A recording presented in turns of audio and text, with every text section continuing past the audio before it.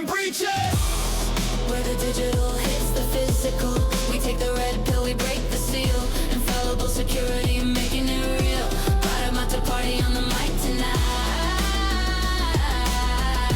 turning the darkness into light. This brings us to our second topic in this segment: borderless harms and jurisdiction failure. Recently, in a quiet courtroom in Ontario, Canada, a man named Kenneth Law pleaded guilty to 14 criminal charges of aiding suicide. He had been operating a series of simple, basic online storefronts that allowed him to sell and mail lethal chemical substances to highly vulnerable, distressed individuals all over the globe. Authorities in the United Kingdom have directly linked his online operations to at least 79 tragic deaths within the UK alone. When this case concluded, the families of the UK victims expressed profound, heartbreaking anger. Why?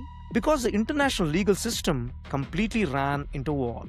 Due to the severe friction between the international borders and slow, complex extradition laws, the Canadian legal system refused to allow Kenneth Law to be sent to London to face local British justice for the lives he destroyed. He was prosecuted in Canada, but the families of his international victims were left completely locked out of the judicial process. This tragic real-world event exposes what we call the jurisdiction failure of the internet age. The technical kill chain here is incredibly simple.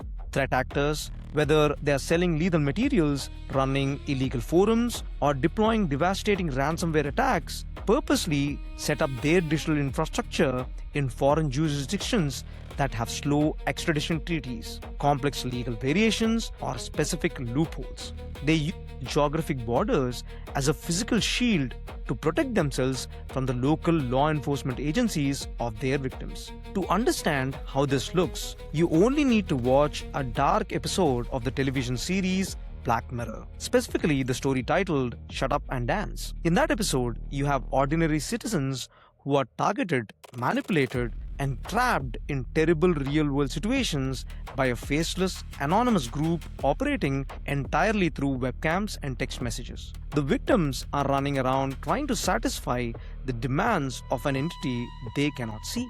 The most terrifying part of the story is the absolute realization that these malicious actors are completely untouchable.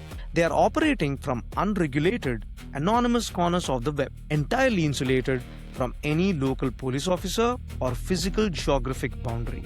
The local law enforcement can see the damage on the street, but they are completely powerless to cross the digital void and stop the source. This is the ultimate red pill truth of our borderless digital world. The fundamental historical concept of geographic law is completely broken. For thousands of years, laws were defined by physical borders. If you committed a crime in a city, the local sheriff arrested you.